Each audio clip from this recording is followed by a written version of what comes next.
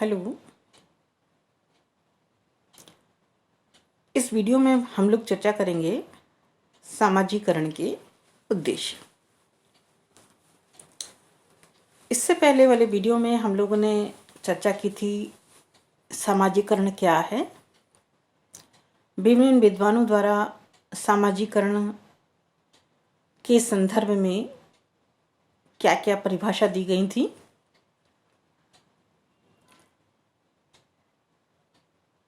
सामाजिकरण की कौन कौन सी विशेषताएं हैं, ये हमने इससे पहले वाले वीडियो में जानने का कार्य किया है। इस वीडियो में हम लोग पढ़ेंगे बच्चों, किसी भी सामाजिकरण के क्या उद्देश्य होते हैं। सामाजिकरण के उद्देश्य के संदर्भ में समाजशास्त्रियों ने इसे 4 भागों में विभक्त करके समझाने का प्रयास किया है, जिसमें पहला जो बताया गया है वह है बच्चों को अनुशासन का पाठ पढ़ाना। डिसिप्लिन जीवन के लिए अत्यंत आवश्यक है। अगर हम अनुशासित नहीं होंगे तो हमारा जीवन एक सही तरीके से जैसा जीना चाहिए वो नहीं हो सकता। अनुशासन का मतलब केवल एक ही चीज़ से नहीं है, हमारे खान पान से है, हमारे व्यवहार से है, हमें दूसरे के साथ कैसा व्यवहार करना चाहिए, ये सब डिसिप्लिन का हिस्सा है। और बच्चों के लिए तो यह अत्यंत ही आवश्यक है, क्योंकि बच्चे जैसा हम बच्चों को सिखाते हैं बच्चे वैसा ही सीखते हैं। और संस्कृति तो हस्तांतरित होती है, पीढ़ी दर पीढ़ी हस्तांतरित होती है। बच्चे ने जैसा सीखा है वह आगे आने वाली पीढ़ी के लिए वैसा ही सिखाने का कार्य करेगा। यानी हम बच्चों को, यह हमारा दायित्व है कि हम बच्चे को अनुशासित जीवन जीना सिखाएं। बहुत सारी छोटी छोटी सी चीज़ें हैं, जैसे घर में कोई आता है तो उसे आदर सम्मान के साथ घर में वेलकम करना चाहिए, आने स्वागत करना चाहिए। उससे किस तरीके से हमें व्यवहार करना है ये बच्चा देखता है। माता पिता कैसा कर रहे हैं बच्चा भी फिर वैसा ही व्यवहार करना प्रारंभ कर देता है।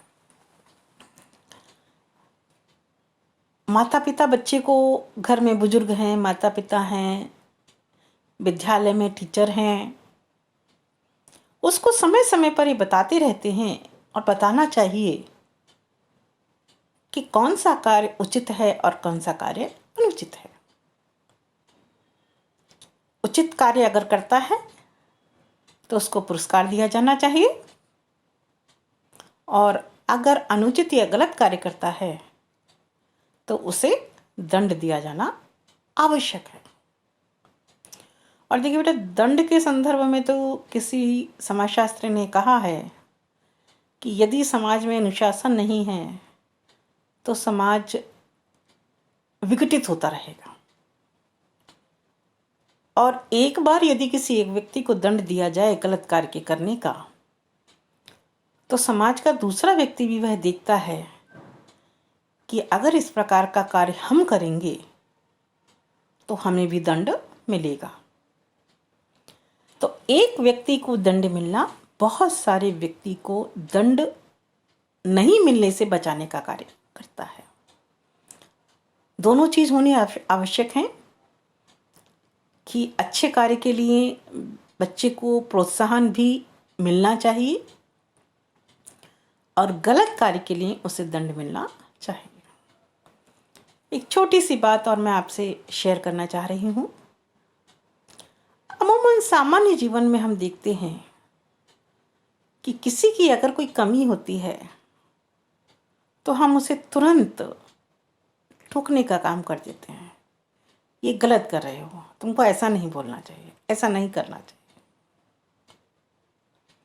क्या हमने कभी ये सोचा है कि किसी ने कभी कोई अच्छा कार्य किया है तो हमने उसके अच्छे कार्य की कभी उसके सामने तुरंत तारीफ की हो? तारीफ करने के लिए हम बहुत बार सोचते हैं और बुराई करने के लिए या उसकी हम कहते हैं आलोचना करने के लिए हम तुरंत आलोचना कर देते हैं। जबकि होना क्या चाहिए? आलोचना करने से पूर्व हमें सोचना चाहिए और तारीफ करने से पहले हमें इतना ज़्यादा सोचने की ज़रूरत नहीं।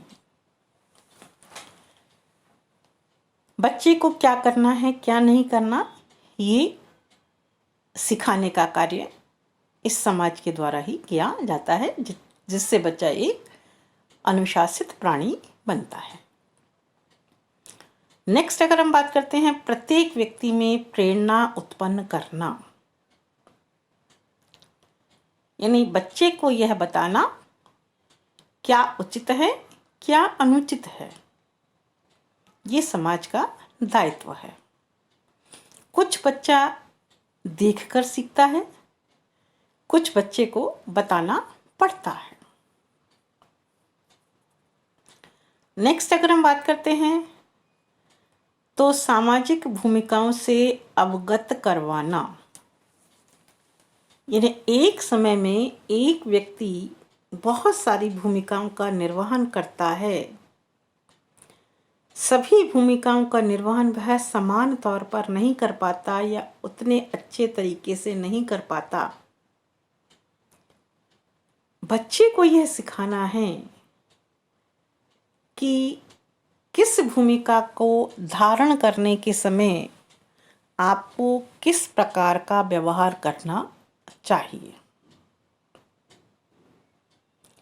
बच्चा भाई भी है, बच्चा पुत्र भी है, तो पुत्र और भाई के व्यवहार में अंतर होता है। किस प्रकार का व्यवहार हमें किस भूमिका के संदर्भ में करना है, इसका ज्ञान व्यक्ति को होना चाहिए। ये कार्य कौन करता है? सामाजिकरण के प्रोसेस के माध्यम से यह कार्य किया जाता है। लास्ट और प्रमुख बिंदु, व्यवहारों में अनुरूपता लाना।